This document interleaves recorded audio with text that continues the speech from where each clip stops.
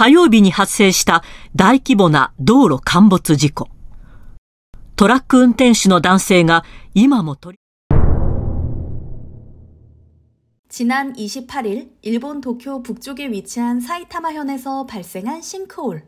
일본뿐만 아니라 한국 주요 언론에서도 보도될 만큼 크게 이슈가 됐었죠. 무엇보다 싱크홀로 추락한 트럭 운전사의 생사 여부에 관심이 쏠렸는데요. 깊이 10m의 1차 싱크홀이 발생했을 때 해당 구역을 지나가던 트럭 한 대가 피할 새도 없이 싱크홀로 떨어지고 말았고, 트럭을 운전하던 70대 남성은 차 안에 갇힌 채 구조를 기다리던 상황이었습니다. 그런데 사고 당일까지만 해도 트럭 운전사가 산소를 공급받고 있으며 의사소통도 가능하다던 일본 당국은 이튿날 추가 싱크홀이 발생한 이래 트럭 운전사의 생사를 공개하지 않은 채 사실 은폐에 급급하다고 하는데요. 추가 붕괴로 인해 현재 싱크홀은 지름 40m, 깊이 15m에 달하는 상황.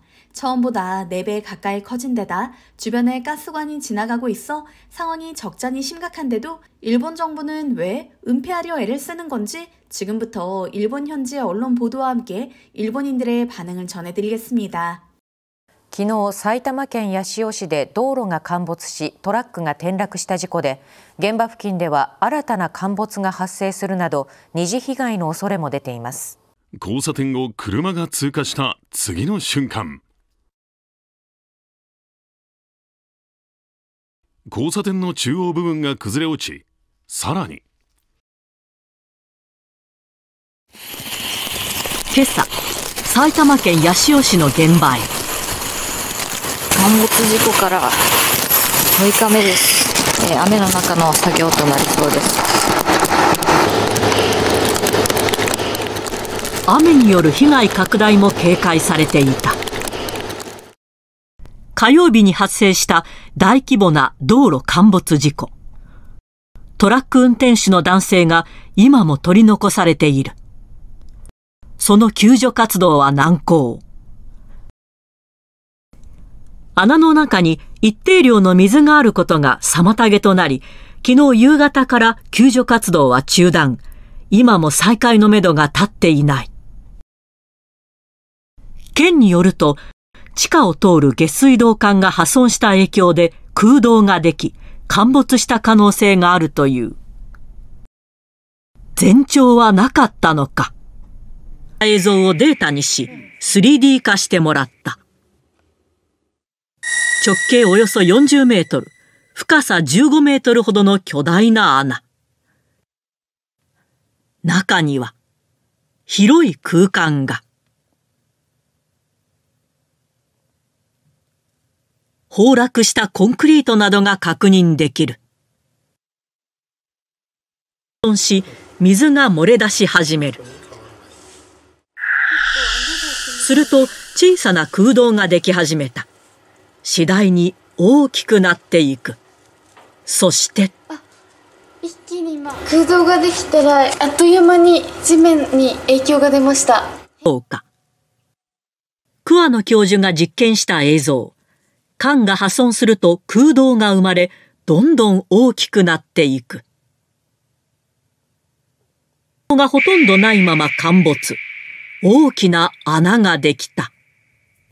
영상에서 보신 것처럼 이번 싱크홀은 부식된 하수도관에서 넘친 오수가 주변 흙을 깎아내면서 생긴 것으로 추정된다고 하는데요.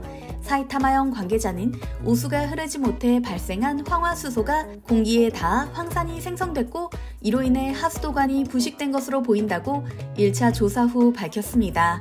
더 큰 문제는 1차 싱크홀 발생 후 사이타마현 그리고 일본 당국이 보인 대처 방식입니다.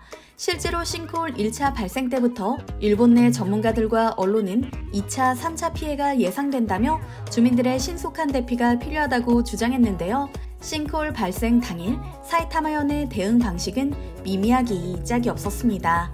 사이타마현 내 12개 지자체에 하수도 사용을 자제해달라고 요청했고 이로 인해 120만 명의 물 사용이 제한됐을 뿐 그 외에는 어떠한 조치도 없었기 때문인데요.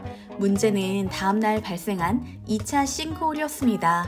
해당 지역에는 가스관이 지나가고 있었고 추가로 땅이 무너져 가스관에 어떤 피해가 이어질지 예측조차 되지 않는 상황이었죠. 그제서야 인근의 주민들에게 대피 권고를 내린 일본 당국. 일본에서 이와 같은 대규모 싱크홀이 발생한 것은 처음이 아니라는 사실을 떠올려보면 이러한 소극적인 대처 방식은 일본인들의 불안을 더할 수밖에 없습니다. 일례로 작년 9월 히로시마 시내에서는 지하 수도관이 파열되면서 도로가 붕괴돼 거대한 싱크홀이 형성됐으며 2016년에는 후쿠오카에서 폭 30m, 깊이 15m에 달하는 대형 싱크홀이 도심 한복판에 생겨 5개 차선을 삼키는 엄청난 사고가 발생했었죠. 그러나 일본 당국은 이런 일이 생길 때마다 사실 은폐와 축소는 물론이고 소극적인 대응으로 사고를 키워왔습니다. 이번 싱크홀 역시 전국 지자체를 대상으로 하수관 부식 등을 점검해달라고 요청했을 뿐 그 어떠한 대응도 적극적으로 하지 않고 있는데요. 현재 사고 지역 주민들은 세탁은 물론이고 샤워를 할 수도 없는 상황. 하물며 씻기를 원하는 사람은 마을에서 20km 정도 떨어진 옆 동네의 목욕탕에 가면 된다는 안내를 하고 있다고 하는데요. 온라인상에서는 냉소적이고 비관적인 반응이 가득합니다. 아직까지는 한 사람의 비극에 머물러 있지만 언제 수천 수만 명의 피해로 이어질지 모르는 것이 현실. 대체 일본 정부는 세금을 걷어 어디에 사용하는지 모르겠어. 작년 그리고 몇 년 전에 싱크홀이 발생했을 때에도 비슷한 이유였던 걸로 기억하는데 일본 당국은 하수도 점검을 제대로 하고 있는 거야? 요즘 20대, 30대들은 일본 탈출이 인생의 목표라고 말하고 있다. 더 나은 삶을 위해서가 아니다. 그저 목숨을 부지하고 살기 위해서라고 말하는 걸 듣고 부정할 수가 없었다. 지진, 쓰나미, 이제는 싱크홀까지? 일본은 정말 침몰이 코앞에 다가온 것인가? 이제는 지진과 쓰나미뿐만 아니라 매일매일 지나가던 도로 함몰까지 걱정하게 생겼다. 일본이 아닌 다른 나라는 이런 걱정 없이 살 수 있는 걸까? 한국에 친구가 사는데 일본에서 살 때처럼 자다가 지진 때문에 일어나 두려움에 떠는 일이 한 번도 없었다고 말하는 걸 들을 때마다 비참한 기분이 든다. 언제까지 이렇게 살아야 할까? 피해 지역에 사는 사람입니다. 사고 발생지로부터 불과 200m 떨어진 곳에 샀는데 싱크홀 이야기를 듣자마자 아이들과 짐을 싸서 친척 집으로 대피했습니다. 언제 집으로 돌아갈 수 있을지, 학교는 어떻게 하느냐며 아이들이 묻는데 기분이 막막합니다. 벌써 3일째 제대로 씻지도 못했습니다. 도저히 이대로는 안 되겠다 싶어서 오늘은 마을에서 멀리 떨어진 호텔을 예약했습니다. 국가 차원에서 대비책을 마련하고 적극적으로 대응해야 하는 거 아닌가? 일본 정부는 오늘도 역시 침묵뿐이군 과 같은 댓글을 뉴스 영상 하단에서 찾아볼 수 있었는데요. 도심에서 발생하는 싱크홀은 인위적인 개발 과정에서 발생하는 무리한 굴착 공사 등이 원인인 경우가 대부분이라고 하죠. 우리 역시 이런 자연 재난에서 예외일 수 없는 만큼 정부 차원에서 철저히 대비했으면 하는 마음입니다. 이번 이야기 어떻게 보셨나요? 오늘도 잊지 않고 좋아요와 구독 부탁드리겠습니다. 항상 함께해 주시는 구독자, 시청자 여러분 감사합니다.